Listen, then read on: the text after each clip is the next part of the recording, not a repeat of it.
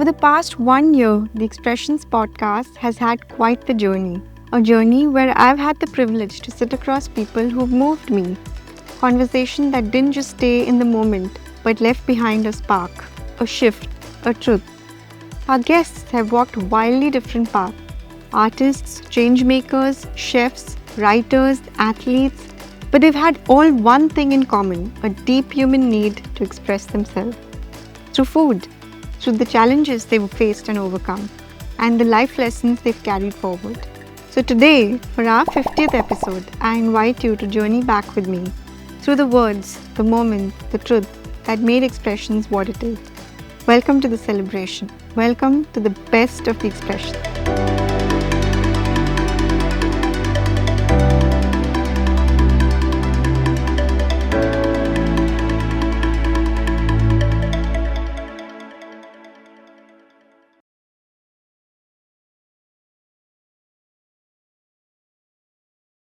My greatest accomplishment is that I haven't lost my innocence, and I feel that's an accomplishment. I still get surprised and I'm still in awe, and more mistakes that we make, and if we are ready to accept those mistakes, we start learning quite a lot from it.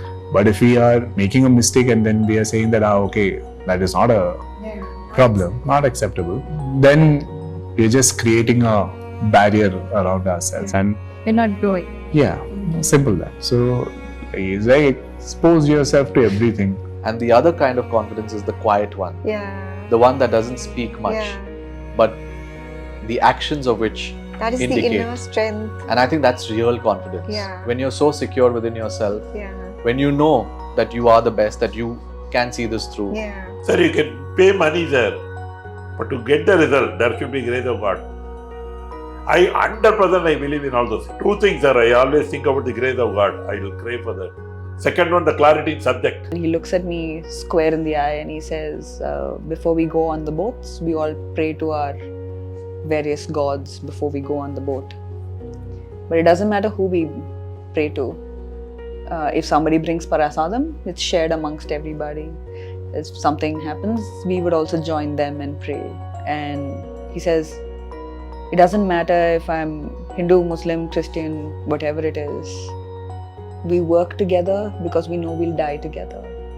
I grew up in Adyar where all the women in my family generally wore saris. They would even sleep in saris. I think Chennai is unapologetic. It used to be in the 80s, unapologetically traditional. It was not trying to be another city. Femininity is also about valor. So I expanded the definition of femininity and brought into its fold valor. You want to evolve as an artist, you want to take that step forward and not just stay in a comfort zone of this is what I'm known for, so I'm always going to do a Mallu accent all my life, right? I thought at one point, when I was 22 or 23, I decided I want to know the answer to what is the meaning of life. Okay. Many people ask this question at different points in their time in their life. So I thought, okay, so my superpower is research and homework. Okay, so I'll just take these classes, I'll read these books, I'll know the answer. But the more I read it, I realized there's no answer to this question. And it's what you make of it and what you find peace with. And maybe the answer evolves over time.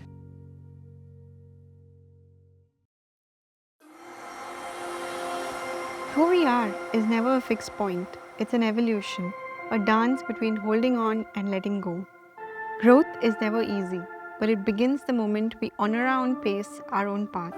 If I don't want to hurt you, I might say, look, I'm super busy and I have commitments over the next 5 years and nobody is going to wait for me for 5 years, which is great. For the largest section of Indian society, education is the path to upward social mobility.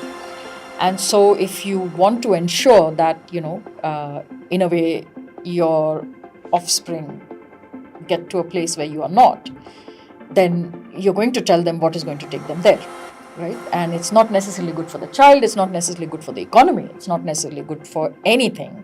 If you give children, I think all kids are scientists. Gian Piaget, he talks about all kids are scientists. You just need to give them the space and they will create those sparks of, miracles which can come out, and we're just missing out on those opportunities here in India. I think every time I have achieved the perfection I wanted to, and believe me when I say this, hard work never really shows. but it's that little kida in your head, where you want to perfect something in your craft. And when you do it for yourself, not that the other person needs to know, but that has been my proud moment, Because for me, it was everything. It's about overcoming or accomplishing something that I had in my mind. So I think those were my proud moments. So I think first is be kind to your body. It is a phase in life, but you are going to work out. You might not see those changes or lose that weight for that period, but post that, you will definitely see the change. So be disciplined, be consistent is all that I can say. I love it when I play sport. A different side of me comes out, right? You know what I mean? It's very different. The problem, people think that they're eating is not the problem. Eating wrong things at the wrong time and eating food at the wrong time. That is the problem. People don't understand the timing of food. When you look for that perfection, you're never satisfied. And you're always unhappy. But I'm trying to make a little adjustments to cut out irritations. That way what happens is, the outcome feels very nice. And at the end of the day, you feel happy.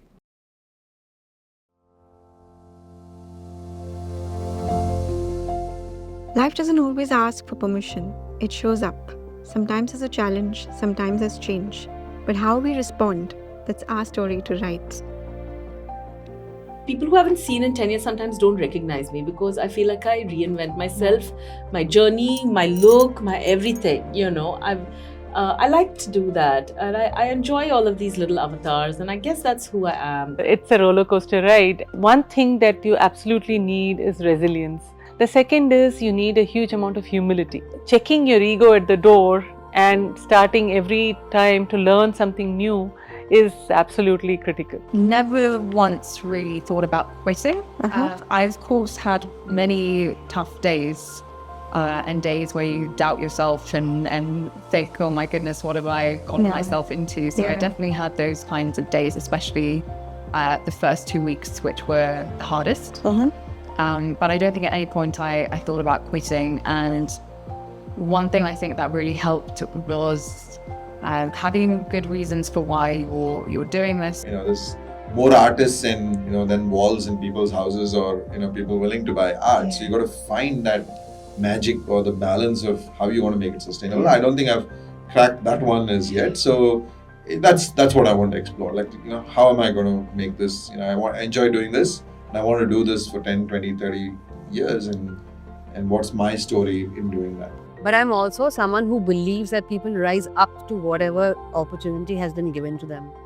And the way that the ladies rose up and handled whatever came their way, the kind of attention to detail, the event was a breeze, and I did very little apart from decide who's doing what. That's about it. Everything was taken care of in the most amazing way. And that was my first real hands-on work with women. And then, of course, with my local women, the club team. It was a lot of work, but it was so rewarding.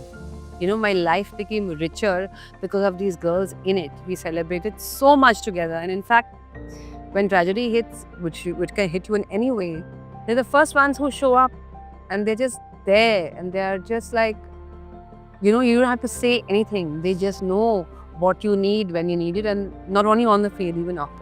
I'm not just talking about the weight. It's about what you're doing today makes such a big difference to your body when you're 60, 70. Okay. So think about it that way. I want to be able to squat. When I go to school, I carry both my daughter's school bags because they're so heavy when on the way back to the car. So being able to carry my own bags when I go on holiday. Yeah. So functional fitness, I think women need to strive for. The blessing of having very low EQ is that even if someone says, "Aaj kya pehna hai," or "I didn't like this outfit," I don't really care. It doesn't bother me. Yeah.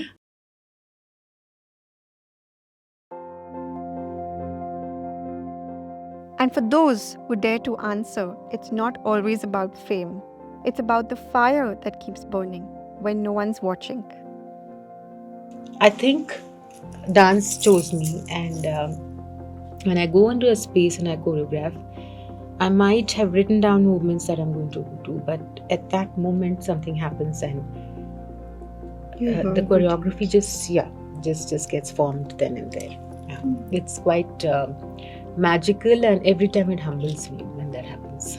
I was trained in the Michelin system, and Yeah. I don't have a Michelin star restaurant, but I think obviously a lot of those teachings and ideas somehow come through in the quality that we have. So if those guides didn't exist, then people wouldn't have something to reach for and something to push them. So it's important in the same way that criticism, restaurant criticism, wanting to get 3 stars or 4 stars in the New York Times or whatever it is, like, it's all important to kind of give us some goals.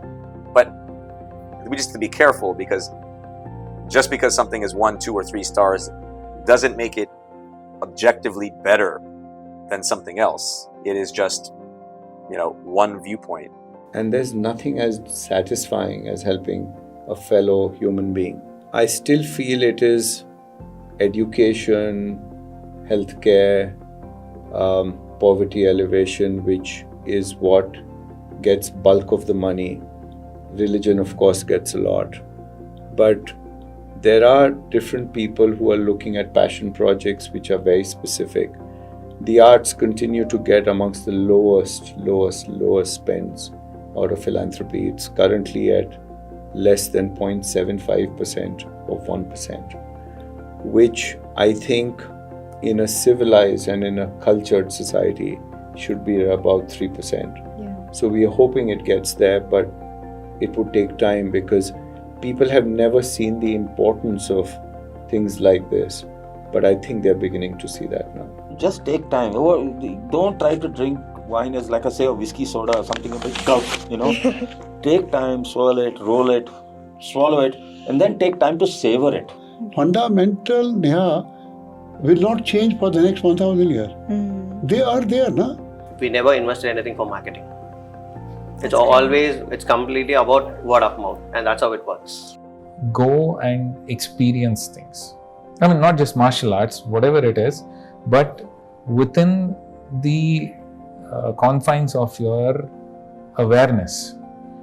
Don't go into random things, but wherever you go, make sure you make a certain commitment to it, know what you are getting into, and go with the right intentions. Everything else will come as part of the experience. There's nothing like your own experience. Sometimes what happens is that you hear a beautiful piece of music, like what I did when I listened to Tadim when I was in the 6th grade, or you watch a beautiful sunset, like a spectacular sunset on the ocean, and or you look at a beautiful child, like just being born, or something like uniquely like that, and then your mind is so primitive, because our human brains are at the end of the day primitive. So our minds are so primitive that we cannot understand or fathom the beauty of what we are looking at, or what we are listening to, or what we are watching. That that we immediately, what our brain does is that we attribute it to a higher being. That, I believe, is a spiritual moment where you as an artist, you completely overwhelm the senses, or nature completely overwhelms the senses of a person, so much so that they just cannot understand what is going on.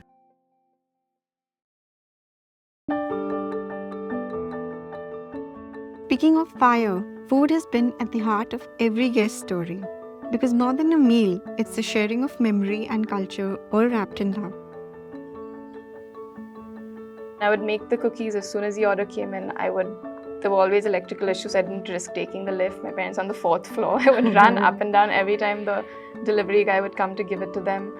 It was nuts, and I was exhausted at the end of every day, but it was so fulfilling. I can imagine. Genuinely think that was the happiest time in my life. Yeah.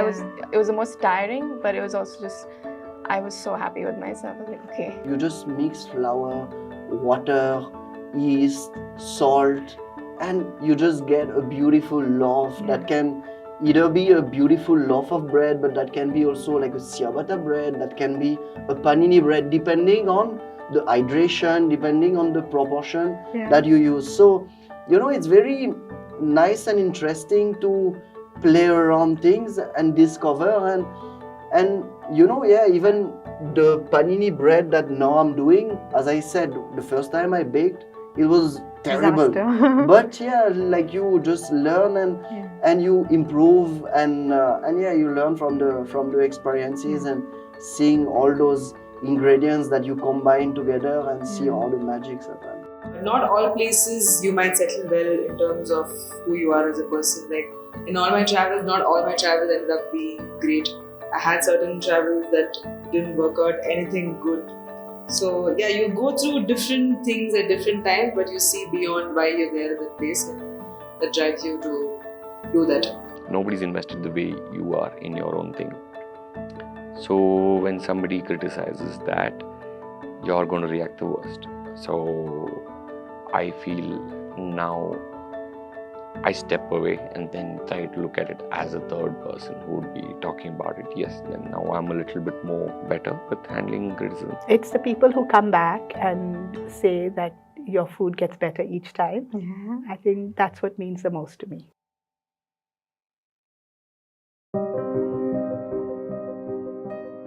What we build together says more about us than any headline ever will. Because real change doesn't start in policy, it starts in people. In voices that rise, in stories that ripple. When COVID happened, initially when it happened, the markets were clueless. I mean, they didn't know what to do. And government was a little bit stunned as well because nothing like this had happened before. Who were the first responders? It was a lot of people on the ground. All of this was essentially society waking up. And society came first. Then by the time the markets and government got oriented, and then they took on because they could do the scale piece very well. But I think society always responds first. I think it would be utilizing wealth to make positive structural changes in society, right? I want to distinguish it from charity, where the intent is to help people in need, but not necessarily to be able to make any change. So, flood relief of the sort would fall more under charity relief to people in bad circumstances. Philanthropy often is trying to make societal or development changes, be it in education, health, so forth, and it is often a very strategic use of wealth. We're just using sport as a vehicle for all the social change that's happening around us. And along that way, if that, while India builds for sport, we'll definitely create a lot of champions along the way. Kind of image that you create on social media can become so overwhelming that your actual sense of self and identity can be affected. The third thing is that a lot of information and expectancies about self and others are also developed from there. So what does it mean to be a success? What does it mean to, to portray yourself as somebody who's an achiever? All of it gets regulated by a very artificial kind of thing to the exclusion of what you are in your real world. Education and profession is totally different. You can see doctors are funding, engineers are working with some other businesses on those things. So ultimately, you need a degree as a human being. And business, when it starts giving you more and more, you don't feel like the education background at all. And once you start involving yourself in the business at the younger age, with the family business, so you will always continue with the business only. You don't like to go for studies. Yes, so you're saying go with the passion. I think home is the only place a dinosaur can be in the Jurassic world. And when the dinosaur steps out of the home, from home outside, it goes in a tuxedo. You could be anywhere. You could be in your house terrace. You could be in in Ibiza or wherever, anywhere in the world.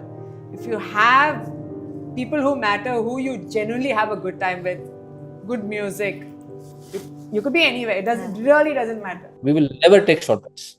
We started the business and we still live those values. What we found that works, one of the things that we found that works is restorative justice. Now, this is something that puts the responsibility of what the child has done wrong on the child itself. I did this. I have to stand in front of my classmates, explain what I did. Why was it wrong? Why should I be allowed back into the class?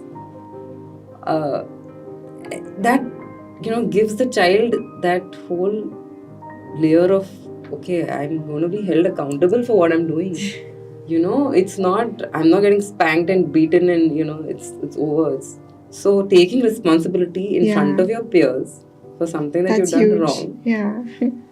And then justifying why you should be allowed to stay in the class or make sure you don't behave like that again. So I think restorative justice is I love one this, of the majority of the times you're actually losing or you're not winning, right? Let me put it that way. So that can be quite demotivating for an individual, but that's really what, in my opinion, separates athletes from people who haven't, played sport at any level.